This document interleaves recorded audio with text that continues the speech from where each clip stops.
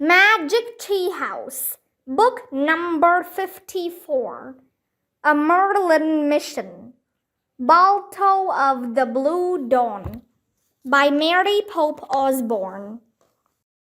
Chapter 7, Jingle Bells. Delicious, said Annie. She and Jack slurped down the hot soup. As they chewed the salty soda crackers, they watched the dogs breathe peacefully in their sleep. Do most Alaskans have sled dogs? Asked Annie.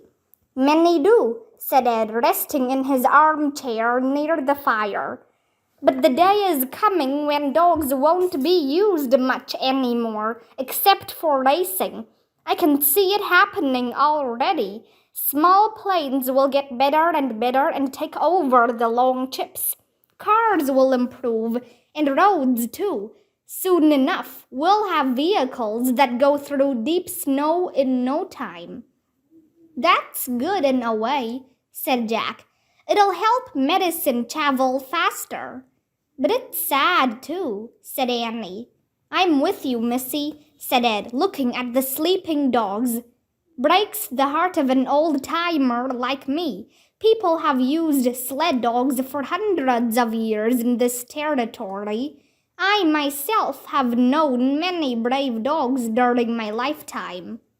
Do you know Balto? Said Jack. Gunnar Kaysen's dog. We've heard of him. Sure do, said Ed. Balto is the best lead dog in Alaska. Along with Togo, Leonard Sapala's dog. Both Togo and Balto have stopped here on runs with Sapala and Kaysen. What's Balto like? Asked Annie. That dog loves to run a trail, said Ed. Loves it more than any dog I ever saw. Great strength and lots of courage. Big, shaggy black dog, beautiful to watch because of his spirit. Annie smiled. I'd like to meet him. Annie has a special way with dogs, Jack explained. With all animals, really, said Annie. Ed smiled at her. Alaskans are real respectful of animals, too, he said. We wouldn't have survived a minute without him. People here have learned to use all the gifts this frozen world can give. Like what? Asked Jack. Well, the socks I just gave you are made of sheep's wool, said Ed. The parkas that are drying over there are made of squirrel fur. We all wear sealskin pants and reindeer boots and fox fur hats. I wear moose-skin and caribou skin and rabbit fur. The medicine headed for Nome is wrapped in bear hide. The medicine itself is made from horse serum. What serum? Said Jack. The blood of a horse, said Ed. It has antitoxins to kill diphtheria. Wow, said Annie. So Alaskans get gifts from... She held up one finger after another. Sheep, squirrels, seals, reindeer, foxes, moose, caribou, rabbits, bears, horses, and dogs, said Jack, finishing his milk. And dogs, of course, said Annie. And fish and whales and birds of the air, all creatures, said Ed.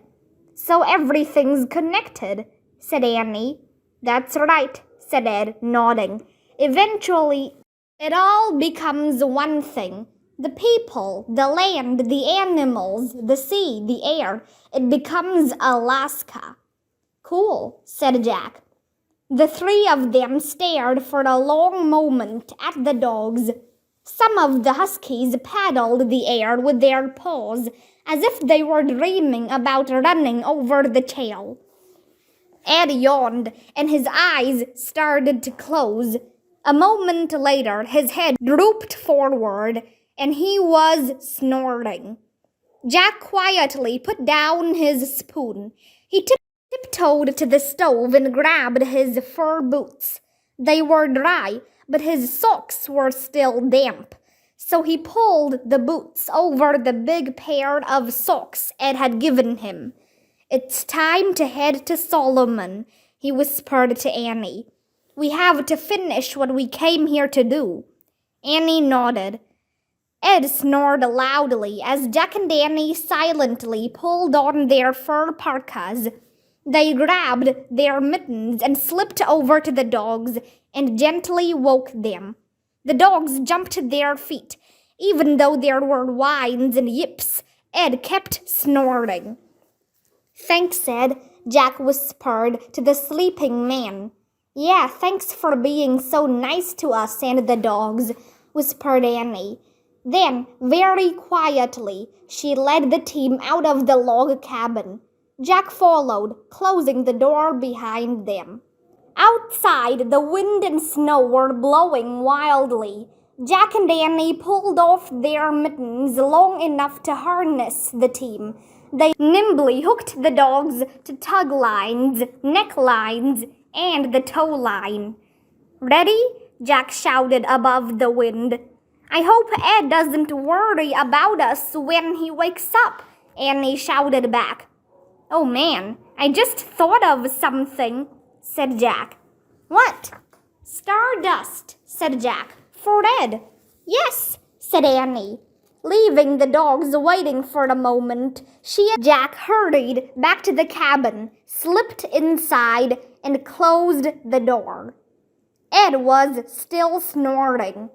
Annie reached into her pocket and took out the dark blue box. When she opened the lid, the silvery dust shimmered like starlight. She emptied a small amount into her palm and tossed the glittering dust into the air, whispering, "We wish to be forgotten." The stardust flashed through the room, then quickly evaporated. To Jack's amazement, the bowls, spoons, and cups were clean and stacked neatly on the counter. Jack's damp socks had vanished. The unopened soup can was back on the shelf. The hay was neatly spread across the floor. "No sign we were here," said Annie. "Except Ed will be missing a pair of his socks," whispered Jack. Annie laughed. "Full speed ahead," she whispered. Then she and Jack slipped back outside into the storm. They ran through the blowing snow to their waiting team. "I'm happy to drive for a while," Jack shouted in the wind. "Is that okay with you?" "Sure, I'll take over whenever you want," said Annie. She picked up the snow hook and put it into the basket, then climbed in herself. Jack stood on the sled runners, crouching slightly and gripping the handlebars. "Okay, team, ready to find Gunner and save lives?" he said. The huskies barked, as if saying, "Yes, yes, yes." "Ready, willing, and eager," said Annie. "Line out," Jack commanded. The team pulled the tow line straight out, making it taut. "Hike," said Jack.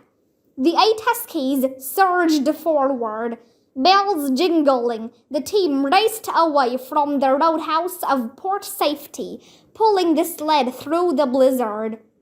As the basket bounced and bumped over uneven ridges on the trail, Annie almost fell out, but she didn't complain. Jack could hear her laughing, as if she were enjoying the ride. The wind from the frozen sea was bitterly cold. As the wind howled and snow whirled through the dark, the dogs kept their heads down and ran on and on. Jack used his skills to move the team around banks of drifting snow. Through gale-force winds, he drove the sled over the rough, frozen path at the edge of the sea. Like sand in a sandstorm, ice crystals beat against his face, stinging his skin. His mittens were nearly frozen to the wooden handles, but he felt protected in his thick fur clothing. He was grateful to all the creatures that had given their gifts help Alaskans survive in their frozen world. As more and more snow stuck to the lenses of his glasses and turned to ice, Jack knew he shouldn't keep driving. "We need to switch now," he called to Annie. Before he could give a command to stop the dogs, a fierce gust of wind slammed against the sled, sending it into a bank. Jack fell off the runners and was swallowed up in a pile of snow. "Jack!" cried Annie. "Where are you?" Here, said Jack, floundering as he tried to get up. His heavy fur clothing made it hard for him to stand, but Annie grabbed his hands and helped him to his feet. Together, they pulled the sled out from the snowbank and untangled the rigging. "I can drive for a while," said Annie. "Okay," said Jack. He sat in the basket. Annie stood on the runners. "Line out," she shouted. The dogs straightened their lines, but before Annie commanded them to take off, she yelled, "Jack, listen!" Jack listened. He heard the shriek of the wind and the whooshing of snow. "Listen to what?" he said. "Bells! I hear bells!" Annie shouted. "Up ahead!" Now Jack could hear the bells too, jingling bells. "Yes," he said, "another dog team must be coming toward us." "Could it be Gunner, Kaysen, and Balto?" shouted Annie. "Maybe," yelled Jack. The jingling bells grew closer and closer. "Yay! They're coming this way for sure!" shouted Annie. But the sound of the bells stopped suddenly. Then through the storm came the frantic, high-pitched barking of dogs. Chapter 8. Catastrophe. Uncle Joe's team of huskies answered with yowling and yelping. "Something's wrong," cried Annie. "Maybe they had an accident," said Jack. "Let's check it out." "Hike!" yelled Annie. "Straight ahead." The team took off. Annie drove the huskies through the dark toward the frantic barking. Soon they came to another team of dogs floundering in a snowdrift. A sled had crashed and flipped over. The driver was trying to free his dogs. "Whoa," Annie ordered. "Stay." Jack planted the snow hook firmly in the ground to secure their team. Then he and Annie bowed their heads against the wind and trudged through the gale. "Gunner!" shouted Jack. "Gunner Kaysen?" The driver waved and shouted, "Yes!" "Oh, wow! We were sent to help you!" cried Annie. "Are you okay?" "Yes, just hit a bump back there," said the famous dog musher. The sled went flying and crashed on its side. Jack and Annie began helping Gunner. They grabbed each dog by its harness and one by one pulled them out of the soft snow. By the time the dogs were all on their feet again, Jack had counted 13 huskies. Jack and Annie helped Gunner turn the sled upright, setting it back on its runners. Then together, all three stomped on the snow with their boots, packing it down so the dogs could pull the sled out. "Line out!" Gunner commanded his team.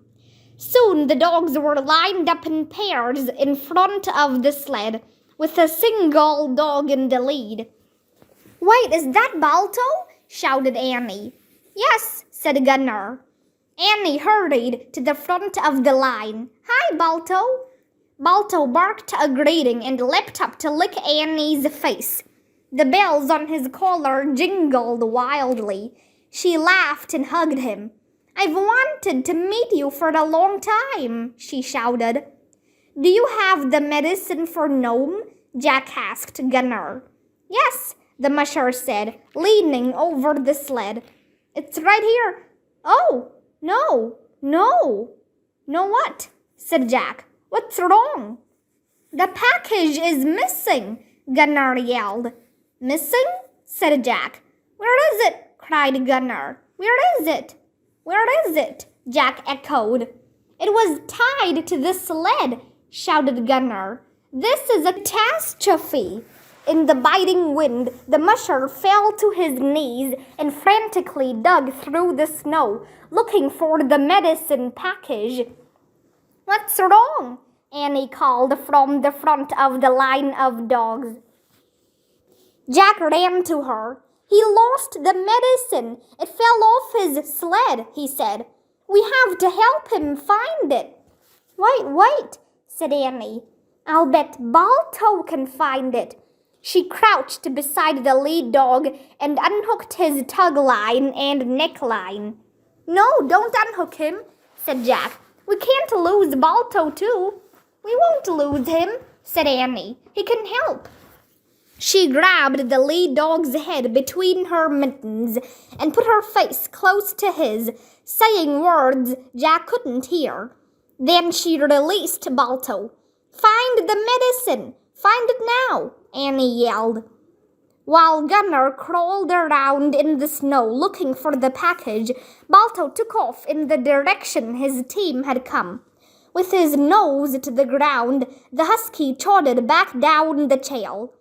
Let's follow him, Jack, cried Annie. Leaving Gunnar and the rest of the dogs behind, she and Jack hurried after Balto.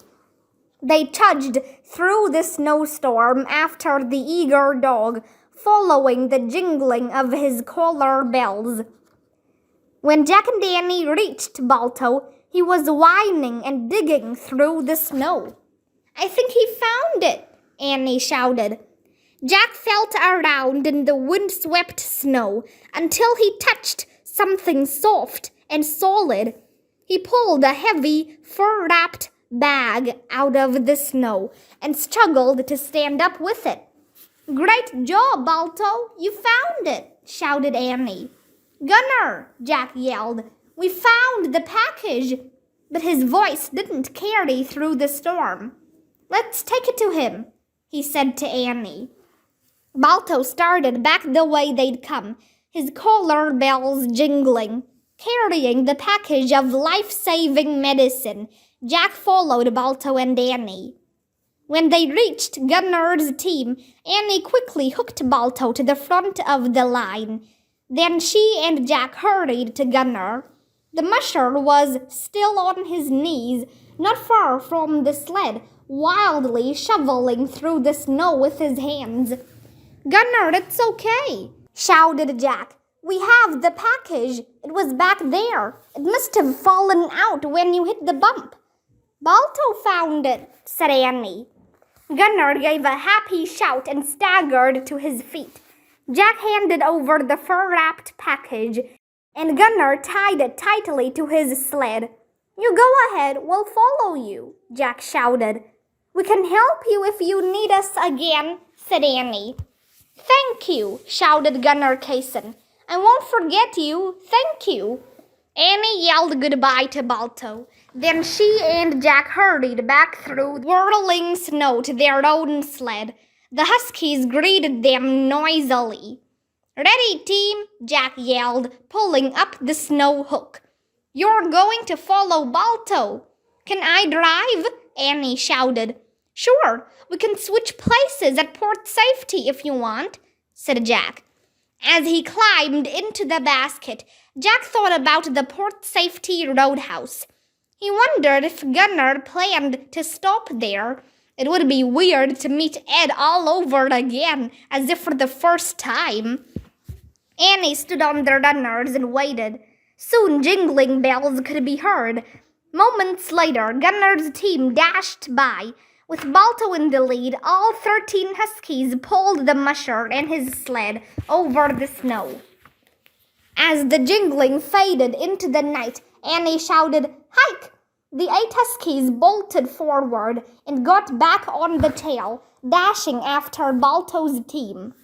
As Jack bumped around in the basket, he held on to the sides and closed his eyes against the fury of the storm. It wasn't long, though, before he heard Annie shout, Port safety roadhouse up ahead. Jack opened his eyes and saw the log cabin. Jack, look! Gunner kept going, yelled Annie. He didn't stop at the roadhouse. Keep following them, said Jack. Gee! Annie yelled and swung her dogs away from the roadhouse. Jack and Annie's huskies kept following the jingling bells of Balto as he and his team led the way north to Nome. Racing along the coast of the Bering Sea, Jack and Annie's team seemed even livelier and stronger than before. It was as if Balto was leading their team as well as his own. Guided by Balto's spirit, all 21 dogs flew over the flat shoreline. As they ran, the weather improved, the snow stopped falling, and the wind died down. Amazingly, in less than 3 hours, the blizzard had stopped completely. The sky had begun to clear. In the early gray dawn, Jack saw a church steeple in the distance. He saw lights flickering in the windows of houses. We're back! We made it to Nome, he cried. Hooray! Said Annie. The sun was rising as they followed Balto's team into town. We should take these guys back to Okie and Uncle Joe, said Annie. You're right, said Jack. Gunner's good now. The medicine's arrived. Oh, commanded Annie, and the dogs veered left and headed for the spit of land near the frozen sea. In the early light, the huskies stopped at Uncle Joe's shack. As the dogs whined and yelped, Okie flew out the front door. His uncle followed, hobbling on his crutch. Though exhausted, the dogs had enough energy to jump up and down and bark excitedly as their two friends greeted them with great joy.